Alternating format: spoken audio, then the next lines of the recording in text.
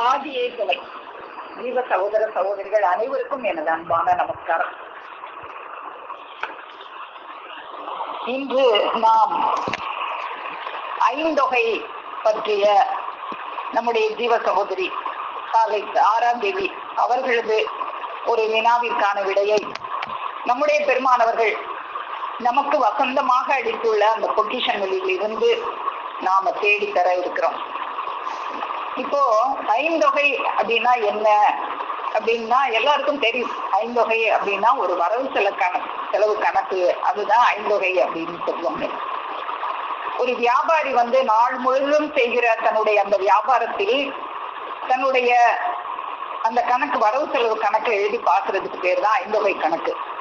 தாம் செலவு செய்த அந்த தொகையையும் அன்று தமக்கு வரவான அந்த தொகையையும் கணக்கிட்டு எழுதி, அந்த செலவை விட வரவு அதிகமாக இருக்கும் பட்சத்தில் அந்த வரவு தொகையிலிருந்து அந்த செலவு தொகையை கழித்து லாபத்தொகை எவ்வளவு என்றும், ஒருவேளை வரவை விட செலவு அதிகமாக இருந்தால் அந்த செலவில் இருந்து அந்த வரவை கழித்து நஷ்டம் எவ்வளவு என்றும் கணக்கிட்டு தான் செய்த அந்த வியாபாரத்தில் தனக்கு கிடைத்தது லாபமா நஷ்டமா என்று அறிந்து கொள்வதற்காக போட்டு பார்ப்பதுதான் இந்த ஐந்தொகை கணக்கு. இப்போ லாபம் கிடைச்சிச்சு அப்படின்னா அந்த வியாபாரத்தை தொடர்ந்து செய்து பயன் பெறலாம். அந்த வியாபாரம் நஷ்டமாக இருந்ததுன்னா அந்த வியாபாரத்தை தொடர்ந்து செய்யலாமா? கூடாது அல்லவா? அப்போ அப்படி தொடர்ந்தால் அது என்ன ஆகும் அப்படின்னா பெரிய நஷ்டத்துல கொண்டு போய் விட்டுரும். வியாபாரம் செய்யறது என்பது எதுக்காக? லாபம் சம்பாதிக்கிறதுக்காகத்தான வியாபாரம் செய்யறோம். அது நஷ்டமாக இருந்தால் அதுக்கு தகுந்தா போல அந்த வியாபார செய்யற அந்த நடைமுறைகளை எல்லாம் மாற்றிக்கொண்டு அது எப்படி லாபம் அடைகிற மாதிரி அந்த வியாபாரத்தை செய்யணும் அப்படின்னு தானே பார்க்க வேண்டும். வியாபாரம், ஒரு வியாபாரி வியாபாரம் செய்யறாங்க அப்படின்னாலே அவங்களுடைய நோக்கம் லாபம் அடைவது ஒன்றுதானே நோக்கமாக இருக்க வேண்டும். நஷ்டம் அடைவதற்காகவா வியாபாரம் செய்வாங்க? அதே போல நாம இந்த உலக வாழ்வில் ஒரு வியாபாரம் செய்து வருகிறோம். இந்த வியாபாரத்துல பலவிதமான பொருட்கள், எப்படி ஒரு பலசரக்கு கடையில பல சரக்குகள் பல இருக்கிறதுனாலதான் அதை பலசரக்கு கடை அப்படின்னு சொல்லுவாங்க. அப்படி பல சரக்கு மளிகை போல நாம பல சரக்குகளின் வியாபாரம் நமது வியாபார மாளிகையில் நாம செய்து வருகிறோம். அப்படி என்னென்ன வியாபாரம்லாம் நம்ம செய்து வர்றோம் அப்படின்னு தெய்வம் அவர்கள் இந்த திருவாக்கியத்துல குறிப்பிடுறாங்க அப்படின்னு பார்க்கும்போது, பார்வையின் வியாபாரம், கேள்வியின் வியாபாரம், நுகருதலின் வியாபாரம், சுவையின் வியாபாரம், உணர்ச்சியின் வியாபாரம், மனத்தின் வியாபாரம், ஆராய்ச்சியின் வியாபாரம், இப்படி நமது மளிகை கடையில் பல சரக்கு வியாபாரம் நடந்து கொண்டிருக்கிறது. அப்போ இந்த வியாபாரத்துக்கு நம்ம ஐந்தொகை கணக்கு போட்டு பார்த்தோமா? ஒரு வியாபாரினா ஐந்தொகை போட்டு கணக்கு போட்டு பார்க்கணுமே. நாம பார்த்தோமா அப்படின்னா பார்க்கல. சரி, பார்க்கல, அந்த வியாபாரம் லாபமாக நடந்துகிட்டே வந்தா பார்க்க தேவையில்லை, நல்லா பெருகிக்கிட்டு தானே வருது அப்படின்னு நாம கொஞ்சம் அசால்ட்டா இருக்கலாம். அது நாளுக்கு நாள் வழக்கமாக பெருகி கொண்டே வந்தாலும் பரவாயில்லை. இல்ல லாபம் கூட பெற வேண்டாம், அந்த அசலையாவது காப்பாற்றி கொண்டு வந்தாலும் பரவாயில்லை. ஆனால் நாம செய்யற வியாபாரத்துல என்ன நடக்குது அப்படின்னு தெய்வம் அவர்கள் நமக்கு அருள் செய்கிறாங்க அப்படின்னா, நஷ்டமாகி அதோட முதலும் அடியோடு தொலைந்து போய் மேற்கொண்டு கடன் வேற வாங்குற, நீ மேற்கொண்டு கடன் நிறைய வாங்கி அந்த கடன் தலை கொள்ளாமல் ஏறி அந்த உன் வியாபாரமே கடன்ல முழுகி போற மாதிரி நிலைமை இப்படி எல்லாம் நிலைமை வந்துட்டே. அப்படி வந்தா உன்னை கடங்காரன் விட்டுருவானா? உன்னை விரட்டுறான், கடங்காரன் உன்னை தேடி விரட்டுறான், நீ ஓடி ஒளியிற. அப்ப அவன் என்ன செய்வான்? உன்னை பிடிக்கிறதுக்கு போலீஸ்ல கம்ப்ளைண்ட் பண்ணுவான். போலீஸ்காரன் விட்டுருவானா உன்னைய? நீ எங்க ஓடினாலும் தேடி பிடிச்சி உன்னை பிடிச்சி ஜெயில தள்ளாம விட மாட்டாங்க. இப்போ இதுதான் நீ செய்யற வியாபாரத்துல நடந்துட்டு இருக்கு. இந்த கதி அடைவதற்காகவா வியாபாரம் செய்தோம்? இந்த கதி அடைவதற்காகவா ஒரு பெரிய முதலை, இந்த வியாபாரம் செய்வதற்காக ஒரு பெரிய முதலை தெய்வம் இறைவன் நமக்கு கொடுத்து அனுப்பியிருக்காங்க. இந்த கதி அடைவதற்காகவா இறைவன் அந்த பெரும் முதலை கொடுத்து நம்ம இங்கு அனுப்பி வைத்தார்? இப்போ இறைவன் கொடுத்த அந்த முதல் எது? நமக்கு ஒரு பெரிய முதலை கொடுத்து இந்த முதலை வச்சு வியாபாரம் பண்ணிக்கோ, லாபம் அடைஞ்சுக்கோ அப்படின்னு சொல்லிதானே நம்மளை கொடுத்து அனுப்புனாங்க. அப்போ அவங்க கொடுத்து அனுப்பின முதல் எது? அந்த முதலை வச்சு நாம சம்பாதிக்க வேண்டிய லாபம் என்ன? அப்படி லாபம் சம்பாதிக்காம நம்ம நஷ்டம் அடைஞ்சு மேற்கொண்டு கடன் வாங்கி ஓடி ஒழிகிறோமே, அப்படி நாம பட்ட நஷ்டம் என்ன அப்படிங்கறதெல்லாம் நமக்கு தெரிய வேண்டும் அல்லவா? இப்போ முதல்ல இறைவன் கொடுத்த முதல் என்ன அப்படின்னு பார்க்கும்போது, இறைவன் கொடுத்த முதல் 100 வயது, அப்புறம் இந்த மேலாம்பரமான அறிவு. இந்த முதலைத்தான் இறைவன் கொடுத்து அனுப்புறாங்க. ஒரு மேலாம்பரமான அறிவை கொடுத்து அதுக்கு உண்டான ஒரு காலமாக ஒரு 100 வயதையும் கொடுத்து நம்மள அனுப்புறாங்க. அதை வச்சு நாம அடைய வேண்டிய லாபம் என்ன? இந்த முதலை வச்சு ஒரு வியாபாரம் செஞ்சு நாம என்ன லாபம் அடையணும் அப்படின்னா, இப்போ இருக்கிற இந்த தேகமானது அழிஞ்சு போற தேகமாக இருக்கு. ஆனா என்றுமே அழியாத, என்னைக்குமே இளமையிலேயே யௌவனமாக இருக்கக்கூடிய, என்றுமே எப்பொழுதும் 18 அல்லது 20 வயதளவில் நிற்கிற ஒரு மாறாத ஒரு தங்க திருமேனியாக, வர்ணனை கடங்காத அழகினை உடைய ஒரு தேகமாக, ஒரு நித்திய யவ்வன தேகமாகிய ஒரு சொர்க்க தேகத்தை பெற்று அந்த சொர்க்கத்தில், அந்த பரமபதத்தில், அந்த பரமபத வாழ்வு நீ பெற வேண்டும் அப்படிங்கிறது தான் அந்த லாபம். ஆனா இவன் தேடிக்கின்ற நஷ்டம் என்னவாக இருக்கு அப்படின்னா, ஒரு கல்நாரை நெருப்புல போட்டா அந்த கல்நார் நெருப்போட சேர்ந்து எரியும். ஆனா அந்த கல்நார் வேகமானா வேகாது, அந்த அக்கினியின் வாதை மட்டும் அதற்கு இருக்கும்.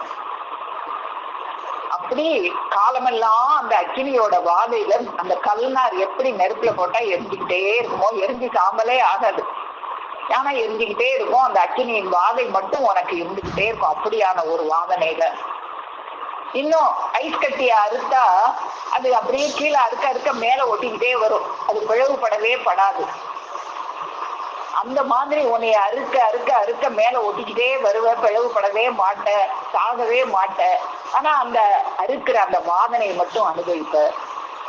அக்கினியின் வாதையும் இந்த அறுக்கிற வாதனையும் அனுபவிக்கக்கூடிய ஒரு என்றைக்கும் யுகங்கோடி கோடி காலத்துக்கும் இந்த வாதனையே அனுபவிச்சுட்டு இருக்கிற நரக தேகத்தை பெறப்போறியே. இந்த உலகத்துல ஜெயில் தண்டனை கொடுத்தாலாவது ஒரு 10 நாளோ 15 நாளோ அல்லது 5 வருஷமோ 6 வருஷமோ 7 வருஷமோ கூட வை, அதுக்கப்புறம் தப்பிச்சு வெளியே வரலாமே. ஆனா இது தப்பிச்சு வெளியே வரவே முடியாது, அதுதான நித்தியம். அப்படியான ஒரு நித்திய யுகங்கோடி கோடி கோடி காலத்துக்கும் அந்த நித்திய நரக அவஸ்தையில போய் நீ மாட்டிக்கிறியே, அதுதான் நீ அடையிற நஷ்டம். அப்போ இப்படியாகத்தான் இந்த உலக மக்கள் எல்லாரும் அந்த இறுதி நேரத்துல அந்த சாதி கட்ட பாவி யமன் கையில சிக்கி மீளா நஷ்டவாளியாகி நரகவாதியாக போகிறார்கள். அப்போ இதெல்லாம் நம்ம பாக்குறோமே, பார்த்தாவது புத்தி வர வேண்டாமா? அப்போ நாம அதே வியாபாரத்தை தொடர்ந்து செய்து அதே நஷ்டவாளியாக நாம் ஆகலாமா? கண்ணை திறந்துகிட்டே போய் கிணத்துல போய் விழலாமா? விழக்கூடாது அல்லவா? அப்போ என்ன செய்யணும்?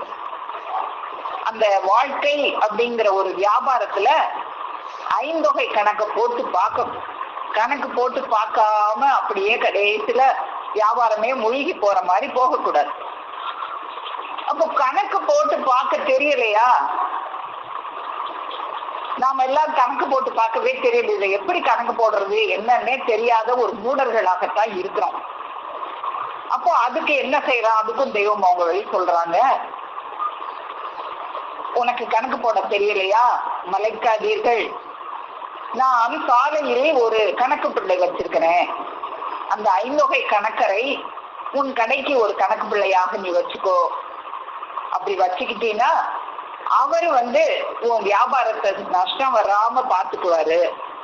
நஷ்டம் வராம வியாபாரம் செய்யறது எப்படின்னு உனக்கு கற்றுக் கொடுப்பாங்க. நீ நஷ்டவாளி ஆகாமல் உன்னை காத்து, அது மட்டும் இல்லாம பெரிய லாபம், பெரிய லாபகரமான தனம் உன்னை சம்பாதிக்க செய்து உன்னை கோடீஸ்வரனாக ஆக்கி உன்னை அழகு பார்ப்பாங்க அவங்க. இது வெறும் வார்த்தை அல்ல, இது சத்தியம் அப்படின்னு தெய்வம் அவங்க சத்தியம் பண்ணி நம்ம கிட்ட சொல்றாங்க. அப்போ அந்த ஐம்பகை கணக்கர் துணையை நாம தேடிக்கொண்டால், அந்த இறைவன் கொடுத்து அனுப்புனாங்களே ஒரு முதல், அந்த எல்லாத்தையும் அந்த முதல்ல நாம காப்பாத்தி வைக்கிற ஒரு பெட்டகம் நமக்கு கிடைக்கும் அந்த ஐம்பகை கணக்கர் உதவியோட இருக்கும்போது. அது என்ன பெட்டகம் அப்படின்னா, அந்த அந்த முதலை வைக்கிற ஒரு முழு மனமாக உன்னுடைய மனத்தை மாற்றி விடுவார்கள். நம்முடைய மனம் எப்படி இருக்கு அப்படின்னா, அது ஒரு சைத்தானாக, ஒரு தாவுகின்ற பாய் மனமாக, பாய்ந்து செல்லக்கூடிய ஒரு குரங்காக அதை நம்ம மாற்றி வச்சிருக்கோம். அது யதார்த்த மனமாகத்தான் இருந்தது இறைவன் நம்மளை இங்க அனுப்பும் போது. அதை நாம இப்படியெல்லாம் மாற்றி வச்சிருக்கிறோம். அப்போ அந்த குரங்கு மனமாது என்ன செய்து, இந்த இறைவன் கொடுத்த இந்த முதலையெல்லாம் பிச்சு எரியுது, துண்டாடி விளையாடுது. ஆனால் அந்த ஐம்பகை கணக்கர் வந்தா என்ன பண்ணுவாங்க, அவங்க அந்த குரங்க பிடிச்சு அடக்கி ஒடுக்கி அதை பழக்கி மெல்ல மெல்ல மெய்யறிவு உதயம் காட்டி அந்த குரங்காக இருந்த மனத்தை மெல்ல மெல்ல மெய்யறிவு உதயம் காட்டி அதை அறிவாக மாற்றி விடுவார்கள். அப்போ அப்படி மாற்றும் போது அதுவரைக்கும் நீ நஷ்டமடையக்கூடிய ஒரு வியாபாரம் செஞ்சுட்டு வந்தியே, அந்த வியாபாரத்துக்கு பேரு பொய் வியாபாரம். அந்த கணக்கு பிள்ளைய நீ கடையில வச்சுக்கிட்டீங்கன்னா அவங்க உன்னைய மெய் வியாபாரம் செய்ய வச்சிருவாங்க. அப்போ மெய் வியாபாரம் செஞ்சா அதுல நஷ்டம் வருமா அப்படின்னா, நஷ்டம் என்ற பேச்சுக்கே இடமில்லை. இந்த வியாபாரத்தை நீ பெறுகிற செல்வம், இறைவன் கொடுத்த முதல் எல்லாவற்றையும் அறிவாக மாறிய உன் முழு மன பெட்டகத்தில், குரங்காக இருந்துச்சே உன் மனம், அது அறிவாக மாறி முழு மனமாக மாறி அந்த பெட்டகத்துல வச்சு நம்ம பூட்டி எல்லா செல்வத்தையும் நஷ்டமாகாம நம்ம பாதுகாத்து கொள்ளலாம். தெய்வமோர்கள் கோடாயுதத்தோல் திருவாக்கினர் 143. பொய் செல்வத்தை காப்பாற்ற மாட மாளிகைகள் பெட்டகங்கள் வேண்டும்.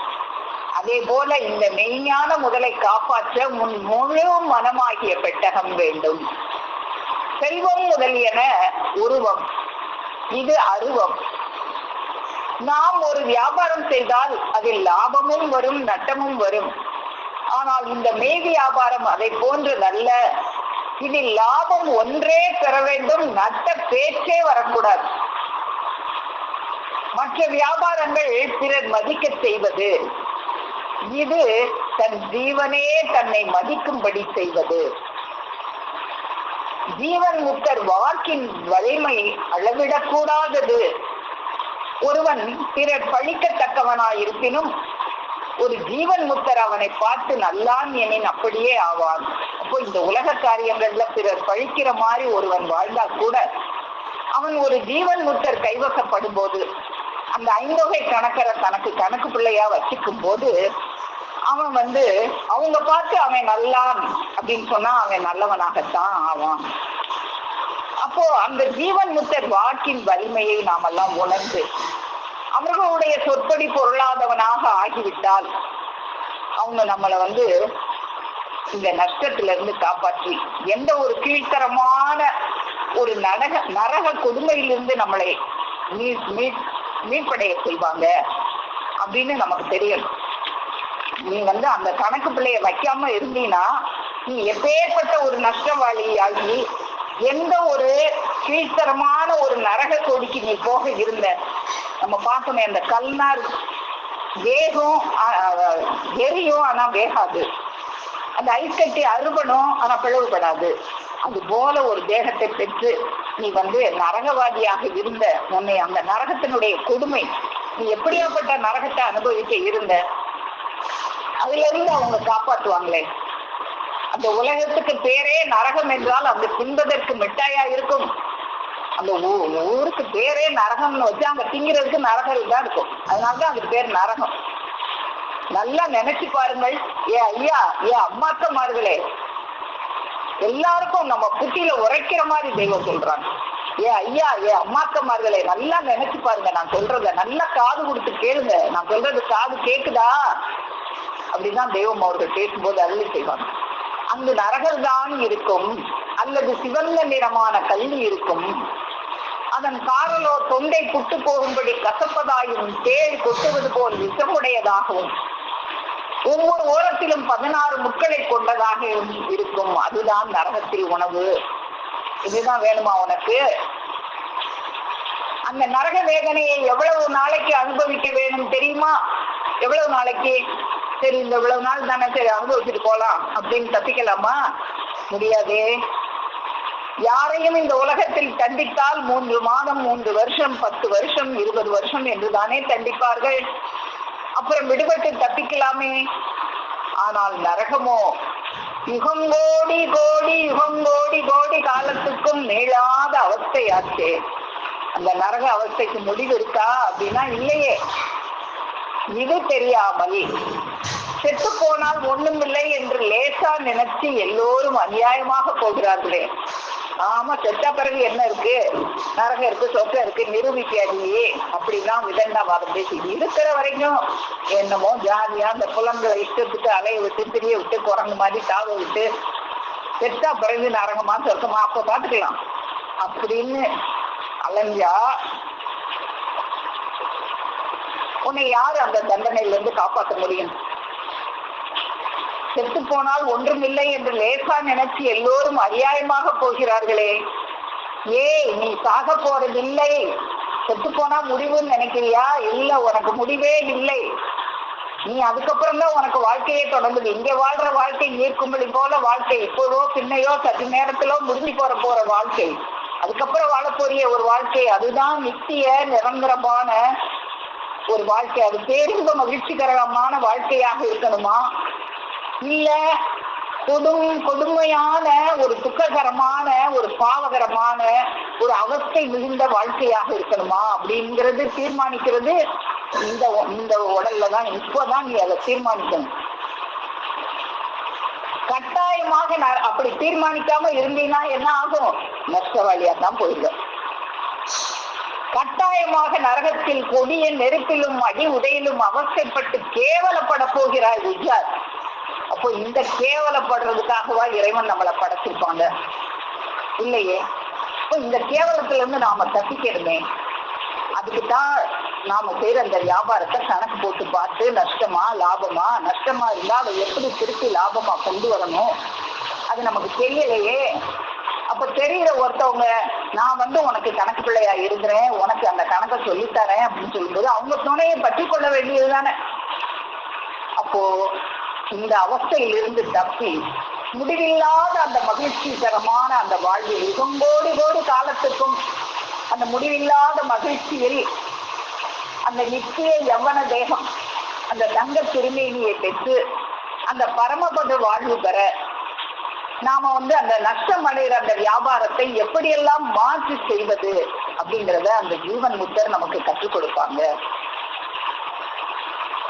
நாம செய்யற அந்த வியாபாரம் எல்லாம் எப்படி செய்யறோம் அப்படின்னு இப்போ இந்த திருவாக்கியத்துல நம்ம இந்த ஐந்தொகை அந்த திருவாக்கியம் 18 கோடாயுதத்து திருவாக்கியம் 18ல தெய்வம் அவர்கள் குறிப்பிடுறத பார்ப்போம். உங்கள் பார்வையின் வியாபாரமும் உங்கள் கேள்வியின் வியாபாரமும் உங்கள் நுகர்தலின் வியாபாரமும் உங்கள் சுவையின் வியாபாரமும் உங்கள் உணர்ச்சியின் வியாபாரமும் உங்கள் மனத்தின் வியாபாரமும் உங்கள் ஆராய்ச்சியின் வியாபாரமும் இப்படி எல்லா வகையாகிய உங்கள் வியாபார மாளிகையில் தனித்தனி ஒவ்வொன்றிலும் தனித்தனியா வியாபாரம் நடக்குது. இவ்வளவு வியாபாரமும் தனித்தனி வியாபாரமா நடக்குது. தனித்தனி ஒவ்வொன்றிலும் அதிகமான வியாபாரம் நடத்தி கொண்டு வருகிறீர்கள். ஆனால் உங்கள் வியாபார மளிகை ஒன்றேனும் லாபம் கிடைக்காது. லாபம் கிடையாது. லாபம் கிடைக்காவிட்டாலும் போகுது. முதலாவது தேரும் என்றாலும் தைரியமாக இருக்கலாம். அப்படி இல்லாமல் முதலும் அடியோடு போய் மேலே கடன் தலை கொள்ளாமல் ஏறி பெரும் கவலைக்கிடமான நஷ்டம் கட்டி ஏறிக்கொண்டே வருகிறது. உங்கள் வியாபாரத்தை ஐந்தொகை போட்டு பார்த்தால் அதில் வந்து கொண்டிருக்கும் நஷ்டத்தினால் பின்னால் நீங்கள் ஓடி ஒளிகிறதும், வாரண்டு விரட்டி கொண்டு வந்து ஒரே பிடியாய் பிடித்து உங்களை நீங்கா நரக ஜெயிலில் தள்ளுவதும் தெரியும். அந்த கணக்கை போட்டு பார்த்தா தான் தெரியும் யார் உன்னைய போலீஸ்காரை மாதிரி விரட்டி பிடிக்கிறது. அந்த எமே வந்து விரட்டி பிடிச்சு ஜெயில தள்ளுவானே, நரகம்ங்கிற ஜெயில்ல. அப்படி ஐந்தொகை போட தெரியவில்லை என்று மலைக்காதீர்கள். கணக்கு போட தெரியலையே மலைக்காத. சாலையில் ஐந்தொகை கணக்கர் ஒருவரை வைத்திருக்கிறோம், அங்கே வந்து நஷ்டவாளிகள் ஆகாமல் பெரிய லாபகரமான தனம் சம்பாதித்து கோடீஸ்வரர் ஆகலாம். இது இங்ஙனம் சத்தியம். அப்போ இப்படியாக நாம வந்து என்ன வியாபாரம் செய்யறோம்னா தனித்தனியா செய்யறோமா. ஒவ்வொரு வியாபாரத்தையும் தனித்தனி வியாபாரம் செய்யறோம். ஒவ்வொன்றும் தனித்தனியா பல பல கோடியா விரியுது. அப்படி விரிகிறதுனாலதான் எண்ணம் பல கோடியதாய் விரிந்தே மண்ணும் பல உயிர்கள் எல்லாம் நமவாய். இப்படி பல கோடியா பல விரும்பி வியாபாரம் செய்யறதுனாலதான் நீ நமனுடைய வாய் யமனுடைய வாயில படுற. அப்போ இது எல்லாமே சேர்ந்து ஒரே வியாபாரத்தை செய்யணும்னு தெய்வம் நமக்கு கட்டி கொடுக்குறாங்க. ஒன்னொன்னும் தனித்தனி வியாபாரம் செய்யக்கூடாது. உன் கண், காது, வாய், எண்ணம், அறிவு ஒவ்வொன்றும் வெவ்வேறு காரியங்களுக்கு கொடுக்கப்படவில்லை. வேறு வேறு வியாபாரம் செய்யறதுக்காக கொடுக்கப்படவில்லை. எல்லாமே ஒரே வியாபாரம் செய்யறதுக்கு தான் கொடுக்கப்பட்டது. அது என்ன அந்த ஒரே வியாபாரம்? ஆண்டவர்களை பற்றி பேசவும், அவர்களை பார்க்கவும், அவர்கள் மொழிகளை கேட்கவும், அதுக்காக மட்டும்தான் எல்லாம் கொடுக்க. ஒரு வேலையை செய்யறதுக்காக தான் கொடுக்கப்பட்டது. ஆனா நீ கண்ட வேலையெல்லாம் செஞ்சுக்கிட்டு இருக்கிற. எப்படி ஒவ்வொன்றும் வேற வேற வியாபாரத்தை செய்யறது அப்படிங்கறத வந்து தெய்வம் அவர்கள் வந்து ஒரே வியாபாரமாக அதை மாற்றுறாங்க. இந்த ஐம்புலன்களும் அதாவது இஷ்டத்துக்கு திரியுது. ஒவ்வொன்றும் ஒரு ஒரு வியாபாரத்தை செஞ்சுக்கிட்டு திரியுது. அந்த திரிகிறதெல்லாம் அடக்கி ஒடுக்கி ஒரு அறிவின் பின்னாலேயே, அறிவின் வழியிலேயே, அந்த அறிவு காட்டுகிற பாதையிலேயே அது ஒழுங்கா அமைதியா போற மாதிரி அதை பழக்கம். இருள் வழியில அது பாட்டுக்கு மேய்ஞ்சிக்கிட்டு தெரியுது இந்த ஐம்புலன்கள். அப்படி இருள் வழியில போறத அருள் வழியில நடத்தி செல்லணும். அப்போ தெரியாத இருள் வழியில தான் இந்த உலக மக்கள் எல்லாரும் இருக்கிறாங்க. அப்படி இருக்கும்போது இந்த அருள் வழியில அது போகணும்னா அதுக்கு ஒரு ஜீவன் முக்தர், ஒரு குரு பெருமான், ஒரு ஐந்தொகை கணக்கர் அவர்களுடைய துணை நமக்கு வேணும். தெய்வம் அவர்களும் ஒரு நேரம் நானும் அந்த இருள் வழியில தான் இருந்தேன், பிரான் அவர்களை பற்றின பிறகுதான் எனக்கு அந்த அருள் வழி தெரிஞ்சது அப்படின்னு நமக்கு குருமராஜில இருளில் வழி தெரியாத இளம் பருவம் அருள் விளக்கும் அன்பளித்தாய் யாதுன்னே தெரியாத புனலாகும் இளம் பருவம் அழியாத தௌஹீதை அளித்த பிரான் காமமுகம் உலங்கலங்கும் இளம் பருவம் கலங்காதே என்றனைத்த காமிலே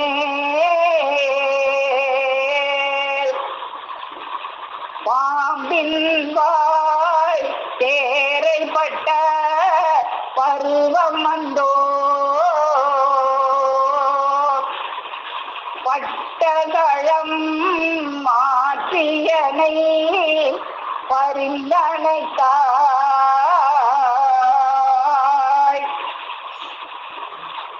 இருதலையின் கொள்ளினடு ஊரெரும்பாய்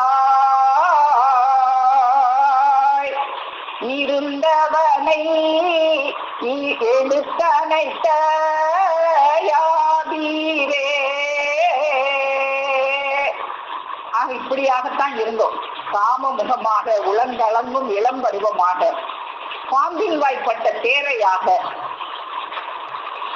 இருதலை கொள்ளி நடுவில் ஊறுகின்ற எறும்பாக, இருளில் வழி தெரியாத ஒரு இளம் பருவத்தில் இருக்கும்போது அந்த பெருபெருமான் அவர்களுடைய துணையை நாம கற்றுக்கொண்டா அவங்க இந்த ஐம்புலன்களை அதனதன் இஷ்டத்துக்கு தெரிகிற இந்த ஐம்புலன்களை ஒடுக்கி இந்த ஐம்புல கதவை எப்படி அடைக்கிறது அப்படிங்கிற வழியை நமக்கு காட்டுவாங்க. இந்த ஐம்புலன்களையும் அது கதவெல்லாம் திறந்துட்டு அது பாட்டுக்கு இஷ்டத்துக்கு அது தெரியாம அதை இந்த அங்கத்துல இருக்கிற இந்த ஐம்புலனுக்கும் கதவு இருக்கு, அந்த கதவை மூடிடணும். அந்த கதவை மூடிடுறத அந்த குருபெருமான் அவர்களுடைய துணையை பெறும்போது அவங்க அந்த கதவை அடைக்கிறது எப்படி நமக்கு கற்றுக் கொடுப்பாங்க.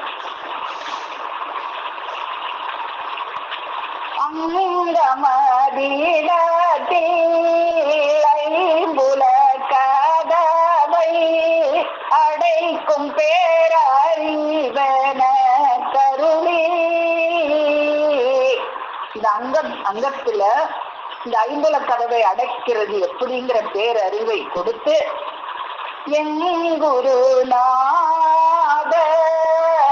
எனக்கு உபதேசம் இருத்திய தனி முதற் பெருமான் மங்கிடமார்க நாதரந்திருந்து வழுத்திய குருமணி மாலை விளங்க ராஜனை இழந்தும் யாமுகம் மதுமதி கடலே. அப்போ தெய்வம் அவர்கள் இந்த ஐந்தொகை கணக்கர் அவர்களை நாம தொடர்ந்தாக்கா இந்த இருள் வழியில இருந்து நாம அருள் வழியை பெற முடியும். அந்த அருள் வழிய தெய்வம் அவர்களும் நான் அந்த இருள் வழியில தான் இருந்தேன். அப்படி இருள் வழியில இருக்கும்போது பசித்த முகம் பார்த்து எனக்கு நான் வேர்த்து அழுவதை பார்த்து எனக்கு அருள் வழியை காட்டினாங்க. அப்போ அந்த அருள் வழியை காட்டுற பெருமானவர்களை தொடரும் போதுதான் அந்த அருள் வழி எனக்கு கிடைச்சிச்சு. அந்த இருள் வழி நீங்கியது. தொடர்ந்துமே சென்றாட்டின்னே தொங்கொள வினை கைவிட்டே. இந்த நாம செஞ்சுக்கிட்டு இருக்கிறமே இதெல்லாம் வினை அப்படின்னு நினைச்சு இதை கைவிட்டு ஆசான் ஒன்றே அருட்கடி என நினைத்து மாண்டார். நான் என்கிறதே இல்லாம மாண்டர். அப்படி மாண்டாதான் அந்த கடமெடுத்து வந்த பண்டை கலம்பிந்து மந்திரகிரியோடு விட்டார். அதுக்கு பேருதான் அருள்வழி. அந்த அருள்வழியில போகும்போதுதான் உனக்கு இந்த வியாபாரத்துல லாபம் கிடைக்கும். உன்னுடைய மனத்தின் வழியில நீ போனேன்னா அது இருள் வழிதான். அப்படியாக தெய்வம் அவர்கள் போன அந்த வழி எப்ப அவங்க போனாங்க? உற்றவர் எழுந்த காலம் யுகத்தலை முதல் நாளாகும் இச்சை நம் பொருள் பேர் வாழ்வும் இறந்தன இனி நான் கல்லேன் உற்றவர் மனத்தே ஊனி உரத்தியம் செம்மலோடும்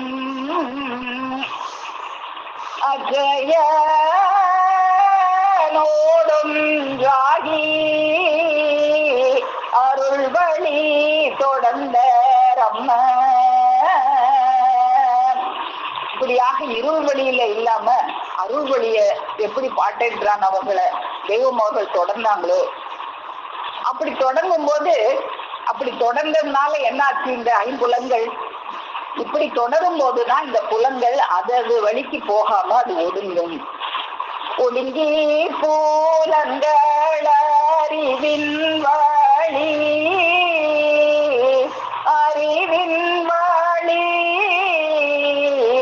ஒட்டி படித்த நாளையிலே.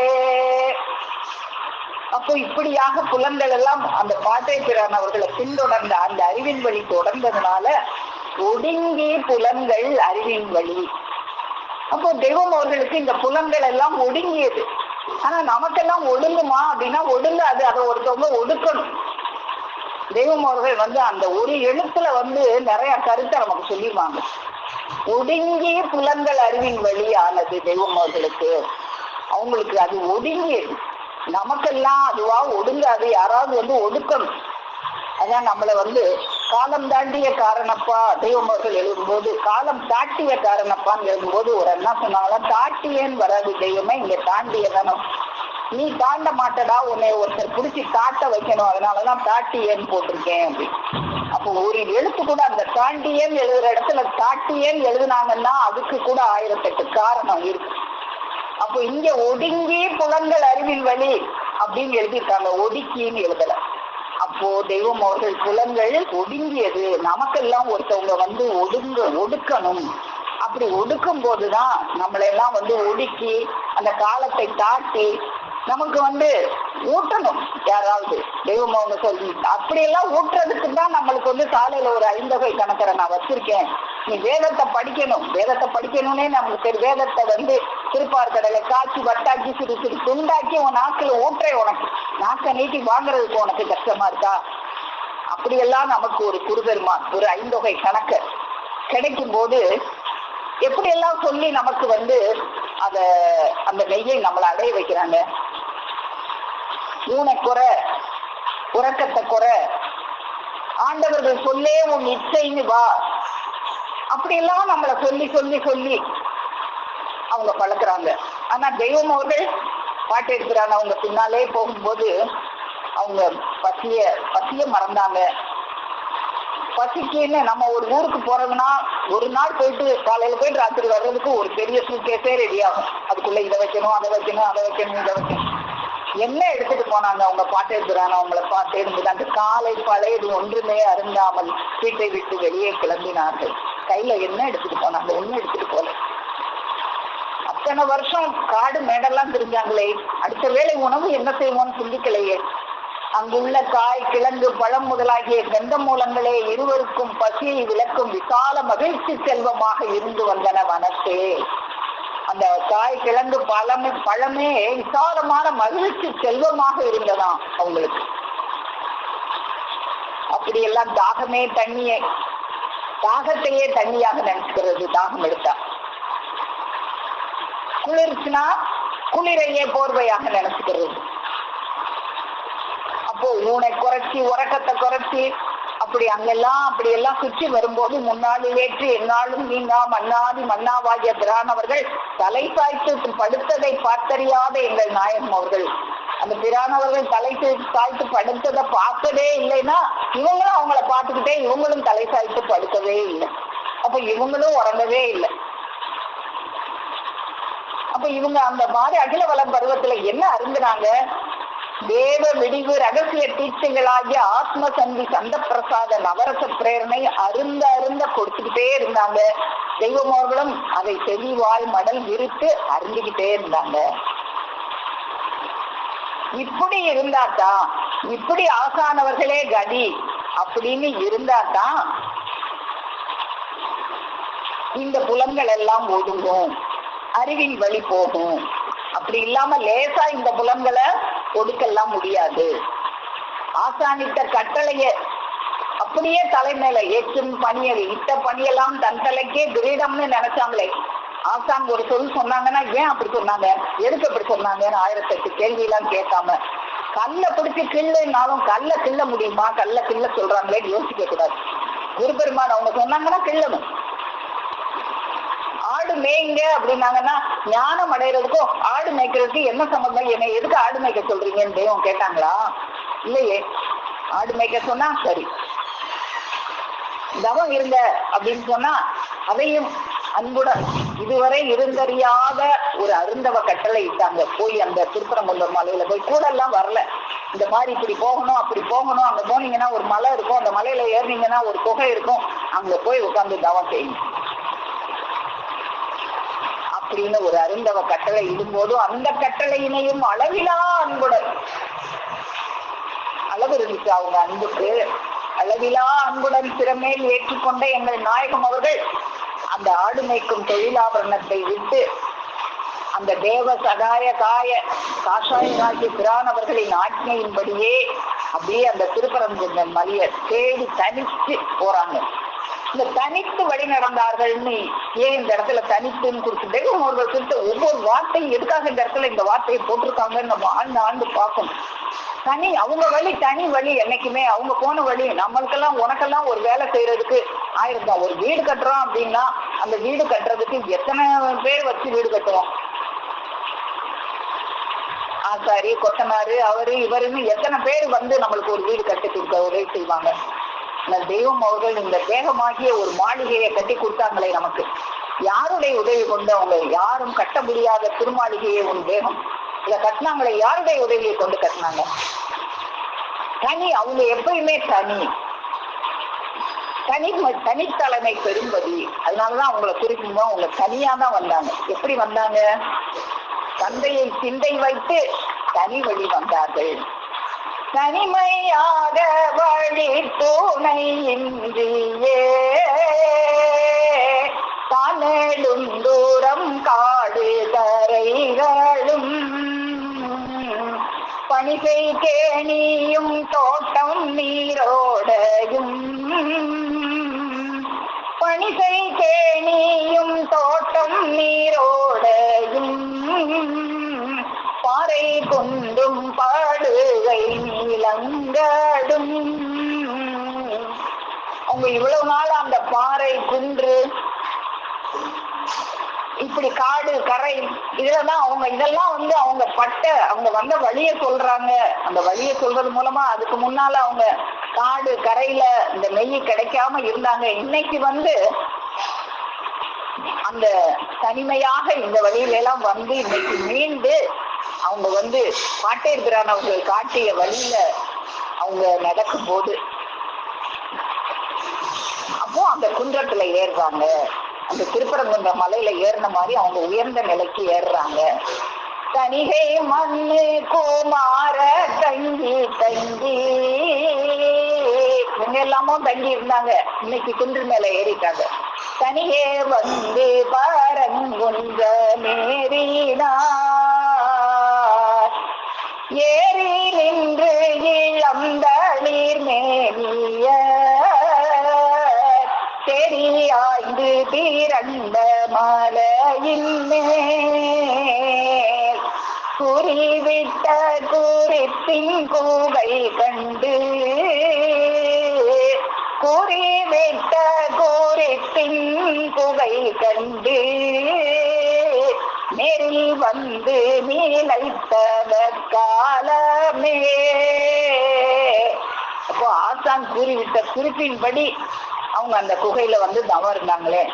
அப்போ ஆசான் கூறிய குறிப்பின் வழியே நம்ம நடக்கும் போதுதான் இந்த புலன்கள் எல்லாம் ஒடுங்கி ஆசான் அவர்களது அறிவின் வழியாக அது நடக்கும். அப்பதான் இந்த புலன்கள் எல்லாம் நமக்கு ஒடுங்கும். இப்படி எல்லாம் தவம் செய்யும் போதுதான் தெய்வம் அவர்களுக்கு அந்த 5 புலன்கள் ஒடுங்கி இந்த பிரகாரமாக மும்மலாதிகளின் கிழங்கு கருக 5 புலன்கள் ஒடுங்கி பஞ்ச பொறிகளும் ஒன்று திரண்டு முனை கூர்மை ஓர்மை வலுவேற்றத்தில் ஓரிவாய் விளங்கும் படி நோக்கி தேட்டம் கொண்டெழும்பும் தியானத்தில் ஆழ்ந்துவிட்ட நாயகம் அவர்கள் படியை மட்டுமே நோக்கி அந்த அறிவின் வழியை ஒன்றை மட்டுமே நினைச்சு மற்ற எந்த ஒரு சிந்தனையும் இல்லாம அந்த 5 புலன்களை ஒடுக்கி பஞ்ச பொறிகளும் ஒன்று திரண்டு அன்னபானங்கள் இன்றி பல காலங்களாக ஒரே முகத்தினராய் கடுந்தவம் கொண்டு விட்டார்கள். அப்படி ஆசான அறிவின் வழி போகும்போதுதான் இந்த புலன்கள் ஒடுங்கும். இந்த புலன்கள் ஒன்னொன்னு தனித்தனியா கண்டபடி வியாபாரம் செஞ்சுக்கிட்டு இருக்கே, அதெல்லாம் ஒரே வியாபாரம் செஞ்சு உனக்கு லாபத்தை கொடுக்கும். அப்போ அதுக்கு நாம என்ன செய்யணும்? தெய்வம் அவர்கள் ஆசான் சொல்லே தன் தலைக்கு இட்ட கிரீடம், அவங்க இட்ட கட்டளையெல்லாம் தனக்கு இட்ட கிரீடம்னு நினைச்சாங்களே, அதே போல நமக்கு ஆசான் சொல்லே இச்சை அப்படின்ற வரணும். அப்படி வரலைனாலும் கூட ஆசான் சொல்லே இச்சைன்னு நினைக்கிற எண்ணம் நமக்கு வரலையேங்கிற கவலையாவது உனக்கு வரணும். அந்த கவலை எப்பயோ ஒரு ஆமா வரலன்னு ஒரு தடவை சொல்லிட்டு திரும்ப நீ இந்த உலக காரியத்தையே இந்த 5 புலங்களையும் கண்டபடி மேய விடாம அந்த கவலை வரவில்லையே என்று சதா அதே கவலையில் இருந்து பழகி வந்தால் உன்னுடைய எண்ணம் ஒரு நேரம் அந்த எல்லையில் டக்கென்று போய் மாட்டிக்கொள்ளும். அப்போ அப்படி இருக்கும் போதுதான் ஆசான் சொல்லே இச்சைன்னு இருக்கும் போதுதான் உன்னுடைய எண்ணமானது டக்கென்று அந்த ஆசான் காட்டுகிற அந்த எல்லையில போய் ஒரு நேரம் மாட்டிக்கொள்ளும்.